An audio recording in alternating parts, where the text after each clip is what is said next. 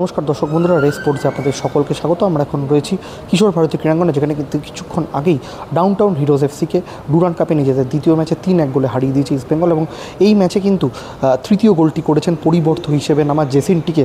আপনারা সকলেই জানেন যে এই ইস্টবেঙ্গল দলে কিন্তু বেশ কিছু কেরালিয়ান ফুটবলার রয়েছেন, এবং এটাও আপনাদের জানা যে কেরালার ওয়ানাডে কিন্তু প্রচণ্ড বন্যা হয়েছে এবং বন্যাতে কিন্তু প্রচুর মানুষ মারা গেছেন, এবং স্বভাবতই কেরালার এই কঠিন সময়ে তাদের পাশে থাকতে চান ইস্টবেঙ্গলের এই কেরালিয়ান ফুটবলাররা।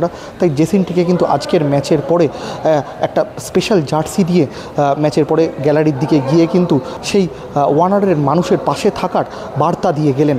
খুবই একটা কিন্তু দারুণ বার্তা, এবং সেটা কিন্তু দেখে কোচ কার্লোস কুয়াদ্রা তো খুবই খুশি। ম্যাচের পরে তিনি কিন্তু বললেন যে এরকম একটা অবস্থা ওয়ানারে, এবং ম্যাচের পরে যেরকম জেসিনটিকে দাঁড়ালেন সেই মানুষদের পাশে, সেটা দেখে তিনি মুগ্ধ, এবং তিনি বলছেন যে সকলেরই এই মানুষদের পাশে থাকা উচিত। চলুন কার্লোস কি বললেন এই ব্যাপারে তার মুখ থেকেই শুনে নেওয়া যাক।